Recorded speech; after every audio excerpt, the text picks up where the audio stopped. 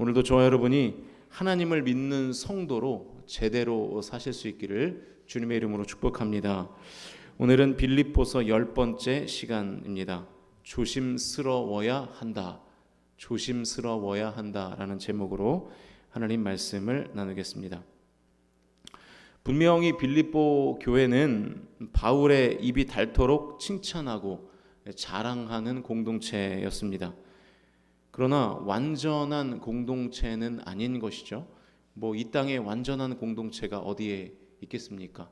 모든 공동체는 다 어려움과 문제가 생길 수밖에 없는 것이죠. 오늘 본문이 시작되는 2장부터 사도 바울은 이 빌립보 교회, 빌립보 성도들에게 있는 문제들을 이제 하나하나 언급하기 시작합니다. 1절과 2절 말씀을 같이 읽겠습니다. 1절, 2절 시작.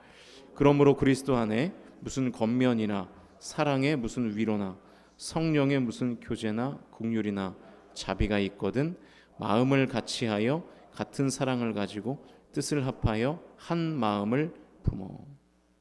1절이 그러므로라는 접속사로 시작되고 있죠. 앞의 내용과 연결된다는 의미거든요. 빌립보서 1장 30절 말씀의 내용을 알아야 됩니다. 어제 말씀인데 같이 읽겠습니다. 1장 30절입니다. 시작. 너희에게도 그와 같은 싸움이 있으니 너희가 내 안에서 본 바요 이제도 내 안에서 듣는 바니라. 제가 어제 말씀을 나눈 것처럼 성도에게는 은혜의 시간만 있는 것이 아니라 고난의 시간도 있게 될 것이라는 말씀을 드렸죠. 그러니까 여러분, 신앙생활의 성패라는 것은 은혜의 때를 어떻게 잘 누리며 살아갈 것인가, 그게 첫 번째고요. 두 번째는 고난의 때를 어떻게 잘 관리하면서 그 위기를 극복할 것인가, 이게 또 한 가지의 과제인 거죠. 이 두 가지가 신앙생활의 전부인 거예요. 그 고난의 시간을 어떻게 통과해야 할 것인가를 이제 2장에서 이야기하는 것이죠. 성도의 삶에는 고난의 시기가 있기 때문에 그러므로 권면이나 위로와 교제나 긍휼과 자비와 나눔으로 이렇게 같은 사랑으로 한 마음 한 뜻이 되어 나아가야 된다라는 것들을 오늘 사도 바울이 말하고 있는 것입니다. 반대로 말하면 빌립보 교회가 같은 사랑을 가지고 뜻을 합하여 한 마음을 품기 위해서는 그리스도 안에서 권면, 사랑의 위로, 성령의 교제, 긍휼과 자비, 이런 것들이 있어야 된다는 것이죠. 이런 것들이 없으면 하나 될 수 없다는 거예요. 그러니까 여러분, 교회 공동체가 그냥 한 공간에 모여 있다고 하나가 아닙니다.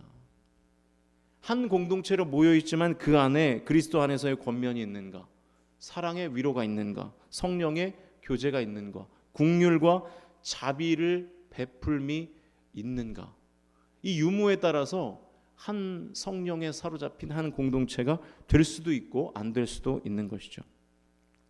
이 네 가지의 요소로 교회 공동체가 하나가 되어야 성도 공동체의 삶에 있는 고난을 슬기롭게 통과할 수 있다는 것을 오늘 본문이 말해주고 있는 것이죠. 계속해서 3절 말씀 같이 읽겠습니다. 시작. 아무 일에든지 다툼이나 허영으로 하지 말고 오직 겸손한 마음으로 각각 자기보다 남을 낮게 여기고. 굉장히 중요한 말씀인데요. 그런데 이 네 가지의 요소, 권면, 위로, 교제, 긍휼과 자비, 이 네 가지의 요소를 다툼과 허영으로 하는 사람이 빌립보 교회 안에 있었던 것 같아요. 그러니까 다 좋은 거거든요. 권면 좋은 거잖아요. 위로 너무나 좋은 거 아닙니까? 긍휼과 자비, 두말할 필요가 없죠. 교제 꼭 필요한 거 아니겠어요? 그런데 이 좋은 거를 다툼과 허영이라는 잘못된 방식으로 지금 하고 있는 거예요. 그래서 교회 안에 문제가 되는 것입니다. 다툼과 허영으로 권면하고 위로하고 교제하고 긍휼과 자비를 베푼다는 것이 무엇을 의미할까요? 3절 뒷부분에 나오는데 겸손한 마음 없이 남보다 자기를 낮게 여기면서 권면과 위로와 교제와 긍휼과 자비를 베푸는 거예요. 이게 다툼과 허영으로 하는 것입니다. 다시 말하면 나를 남보다 높은 사람으로 여기는 거예요. 나를 남보다 잘난 사람으로 여기는 거예요. 그 태도로 권면하고, 그 태도로 교제하고, 그 태도로 위로하고, 그 태도로 긍휼과 자비를 행하는 거예요. 그래서 교회 안에 문제가 발생한 것입니다. 권면, 위로, 교제, 긍휼과 자비를 겸손한 마음으로 나보다 남을 낮게 여기면서, 여기서 낮게는 밑에가 아닙니다. 나은 사람으로 여기면서, 나보다 더 좋은 사람으로 여기면서 그런 마음으로 해야 공동체가 하나 될 수 있고, 결국 그 하나가 됨이 성도 공동체 안에 있는 고난을 돌파하는 힘과 능력과 지혜가 된다는 뜻입니다. 계속해서 4절 말씀을 같이 읽어보죠. 4절 시작. 각각 자기 일을 돌볼 뿐더러 또한 각각 다른 사람들의 일을 돌보아 나의 기쁨을 충만하게 하라. 이 4절 말씀을요, 공동번역은 이렇게 기록했습니다. 화면으로 보십시오. 저마다 제 실속만 차리지 말고 남의 이익도 돌보십시오. 무슨 얘기예요? 권면, 위로, 교제, 긍휼과 자비를 그 사람을 위해서가 아니라 나의 이속을 챙기기 위해서 했다는 거예요. 내 실속을 차리기 위해서 이 좋은 것을 했다는 거예요. 다툼과 허용으로 하는 거죠. 그러면 절대로 교회 공동체가 하나 될 수 없는 것입니다. 여러분, 그래서 제가 오늘 설교의 제목을 조심스러워야 한다 이렇게 잡았습니다. 그리스도 안에서 다른 사람에게 권면할 수 있다면, 권면할 수 없다면 안 하는 것이 좋습니다. 그 권면이 아무리 좋은 것일지라도. 여러분, 담임 목사인 저도요, 성도들에게 함부로 권면하지 않습니다. 왜냐하면 굉장히 조심스러운 일이거든요. 제가 잘 모르는 분에게 무슨 권면을 할 수 있겠어요? 어떻게 제가 권면할 수 있겠어요?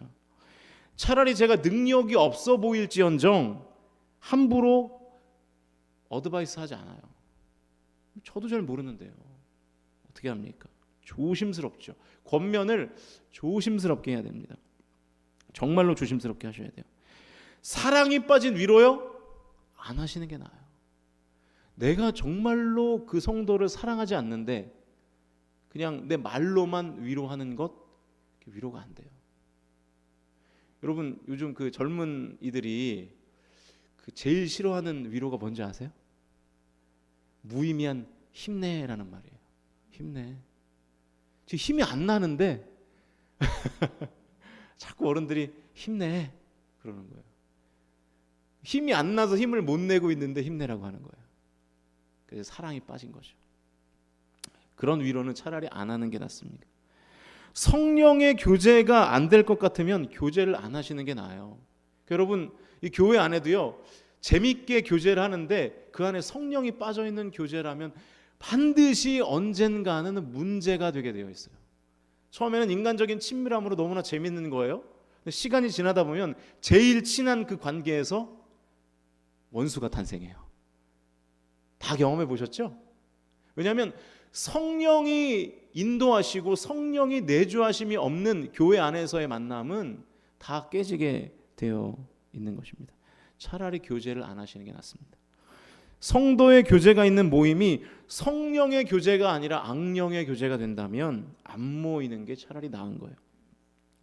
정말로 그 사람을 사랑함으로 위로할 수 없다면 차라리 안 하느니만 못한 거예요. 긍휼과 자비를 베푸는 것도 조심스럽게 해야 됩니다. 나를 자랑하려고, 나를 드러내려고 할 것 같으면 안 하시는 게 나아요. 왜냐하면 그 자랑함이 긍휼과 자비를 그 받은 사람에게는 상처가 될 수도 있거든요. 난 진심으로 나를 사랑해서 나를 돕는 줄 알았는데 알고 봤더니 본인 자랑하려고 나를 돕는다. 이런 마음이 들면 영혼의 상처가 되는 것이죠.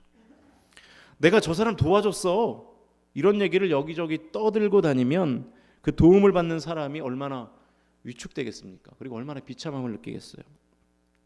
긍휼과 자비는 은밀하게 베푸는 거예요. 은밀하게, 아무도 모르게. 하나님만 아시면 되는 줄로 믿으실 수 있기를 주님의 이름으로 축복합니다. 긍휼과 자비는 그렇게 하시는 거예요. 헌금도 그래요. 헌금도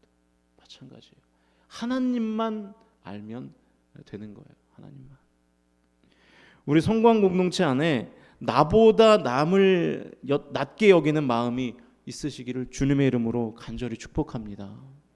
그 마음이 우리 공동체를 하나 되게 만드는 것이고, 그 마음이 우리 공동체가 위기를, 고난을 극복하게 만드는 것입니다. 그 마음으로 권면하시고 위로하시고 교제하시고 긍휼과 자비를 베푸실 수 있기를 바랍니다. 그래야 우리 성광 공동체가 하나 될 수 있습니다. 절대로 다툼과 허영으로 하지 마십시오. 왜 이 좋은 것을 권면, 위로, 교제, 긍휼, 자비, 이렇게 좋은 것을 왜 다툼과 허영으로 합니까? 그래서 왜 교회 공동체를 깨는 거예요. 절대로 나를 드러내려고 하시면 안 됩니다. 모든 일을 조심스럽게 하십시오. 다른 사람을 절대로 함부로 대하지 마십시오. 나보다 남을 낮게 여기는 마음, 더 좋은 사람으로 여기는 마음, 더 훌륭한 사람으로 여기는 마음이 우리 안에 있다면 교회에 싸움이 왜 일어나겠어요? 다 나보다 좋은 사람들인데, 다 나보다 나은 사람들인데, 다 나보다 훌륭한 사람들인데 왜 싸웁니까? 그럴 일이 없죠. 하나님이 저와 여러분을 눈동자와 같이 지켜주시는 거 아시죠? 성경에 그런 표현이 있잖아요. 그러면 여러분도 또 다른 성도를 눈동자와 같이 귀하게 여기실 수 있기를 축복합니다. 우리가 서로를 눈동자와 같이 귀하게 여기면 얼마나 아름다운 공동체가 될까요? 한 사람 한 사람이 너무 소중한 거예요. 한 사람 한 사람이 너무 귀한 거예요. 우리 공동체가 그런 공동체가 된다면 우리 교회 공동체가 하나님 보시기에 얼마나 아름답고 합당한 공동체가 되겠습니까? 저와 여러분이 서로를 나보다 낮게 여기는, 좋게 여기는, 훌륭하게 여기는, 그래서 그 마음으로 위로하고, 그 마음으로 교제하고, 그 마음으로 권면하고, 그 마음으로 긍휼과 자비를 베푸셔서 우리가 이 시대에 함께 신앙생활하고 있잖아요. 여러분, 그게 약간 운명적으로 느껴지지 않으세요? 제가 지난 주일에 설교하면서 우리가 이 2021년도를 이렇게 함께 같은 말씀을 나누면서 함께 같은 찬양을 부르면서 같은 시간에 함께 같은 기도 제목으로 기도할 수 있다는 사실이 약간 영광스럽게 느껴지더라고요. 우리가 이렇게 함께 하고 있구나.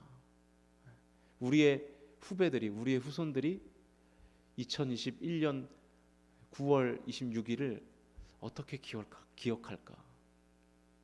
그런 생각이 드는 거예요. 서로가 서로를 그렇게 영광스럽게 여기실 수 있기를 축복합니다. 나중에 이제 우리가 또 백년사 책자를 만들지 않겠어요? 그때 이제 우리 중에 상당수는 아마 없겠죠, 그죠?